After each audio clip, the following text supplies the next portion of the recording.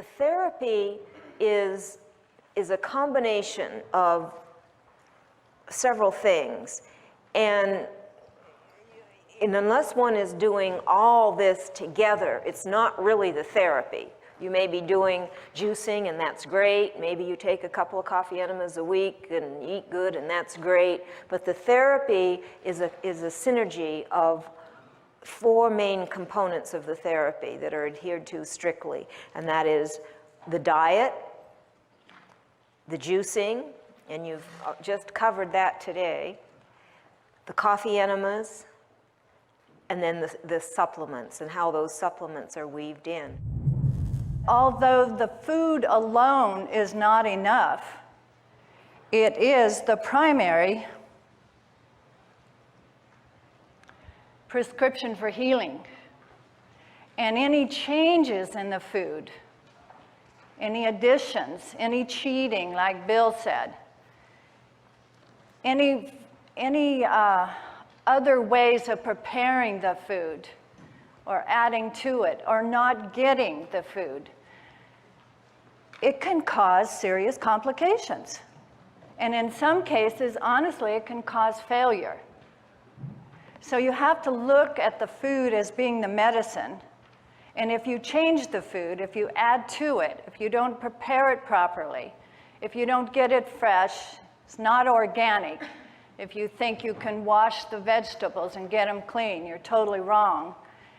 And it can cause failure in some cases. The food is the medicine, and any changes in that is changing the medicine. And you wouldn't think of doing that if your doctor prescribed. You went to the drugstore, went home and started mixing and adding. You wouldn't do it. Here's one of my favorite quotes. I wish I would have read this when I was in high school. Listen to the words in this. It's not necessary for a healthy person to care so much about enough or too many carbohydrates or protein, and their calorie value should be ignored. How many diets I went on where I was counting carbohydrates or protein grams or calories.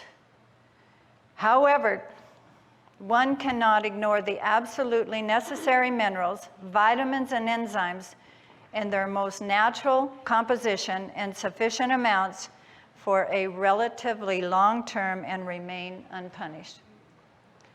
How many times in our lives in the past have we sat down to a plate of food or gone shopping and said to ourselves, I wonder how many nutrients are in there?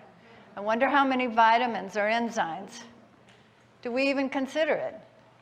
Most of us are looking at how does it taste, how many calories. I read this, not when I was in high school, but I read this when I started the Gerson therapy and still didn't get it. Pay attention to that, because that's really important, and that'll help you avoid mistakes on the Gerson therapy. If you're really interested in knowing what the prescription, what the medicine is doing for you.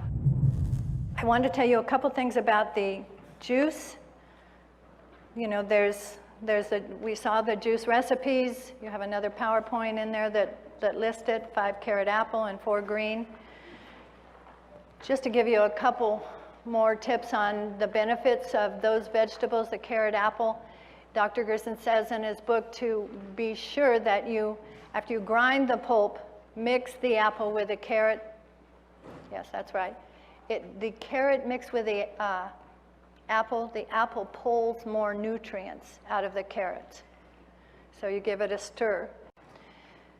So the carrot juice is highly alkalinizing, brings oxygen into the body. The pectin in the apple binds with, I think it's a malic acid, I'm not sure, I never remember this clearly. One of those two binds with metals in our system and brings it out. Apples are a very helpful mixture with the carrots. The green juice, one of the ingredients is the romaine lettuce. The romaine lettuce has a morphine-like substance in the white part of the milky part of the romaine, the outer leaves, that relaxes the body. In fact, there's a culture that actually has been accustomed to soaking green leaves in the sink in water and then putting their babies in that bath water at night to help them go to sleep. So that's just a little bit about those two things. First of all, I always like to ask you if you know where the liver is in your body.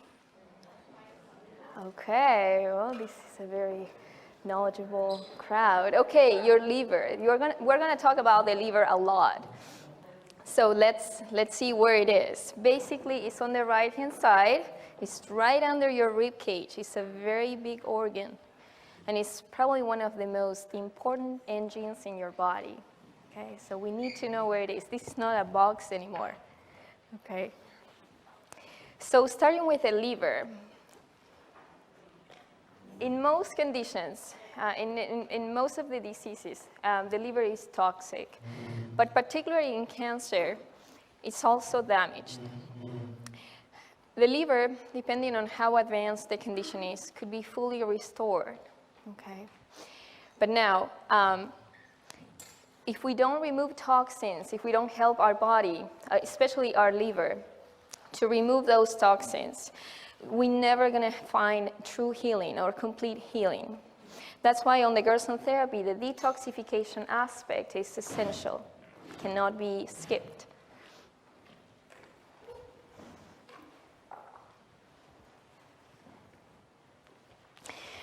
Okay, the liver has more than 500 functions. We're going to focus on the main one right now that we're interested in, that is basically that the liver filters your entire blood supply every 3 minutes. So if you know a little bit about the therapy and a little bit about coffee enemas, you know that when you hold a coffee enema, you hold it for up to 15 minutes. That means that you are filtering your blood 5 times every time you do a coffee enema. Now, remember just that the blood brings toxins from all over the body. So basically, you're cleaning the entire body when you're cleaning your liver. You had a lecture on juices already, so you know that the nutritional aspect of the therapy works in combination with the detoxification aspect. And there's a ratio between juices and enemas of 3:1. It's good to know, even if you heard that before, to repeat it, to know that we have to keep an electrolyte balance between the nutrients we're getting in and the toxins that we're getting out. And these supplements are not, I'm not talking about just general nutritional supplements that somebody might want to take just to fortify your health. These are supplements specifically that Dr. Gerson worked for years to develop what supplements worked with the therapy and what didn't, that augmented the therapy, that helped it work better. So I'm trying to give you a little guidance to help with supplements. These supplements listed here, unless there was a contraindication that we talked about earlier. If there's no contraindications due to, on steroids or gastritis or on certain medications, these are generally accepted by the body and there's no problem. They aren't going to generally interact with other medications. Digestive enzymes, the liver, the flaxseed oil, the CoQ10. The flaxseed oil in the amount that you're taking wouldn't interfere if someone was on a blood thinner, but the crude liver, the B12, acetol and niacin, check your contraindications. So you can pretty much follow the charts that are in the book for the protocol that you decide to do. The ones that one really needs to be cautious with, if somebody is elderly, they have a lot of medical conditions, they're on a lot of prescription drugs, they may have heart disease, they may have kidney disease, they may have blood clot. Seriously ill people, these are the 4, and niacin was here again, it kind of spans both level, but mainly thyroid, glucose, and potassium, because they can really push the therapy. They can push it into a healing reaction. There are conditions the contraindications that we talked about for thyroid and for iodine and for the potassium. So those, it would be best if one had some guidance with. But if not, I would start without them at first, and then start with just little amounts and work up and just watch how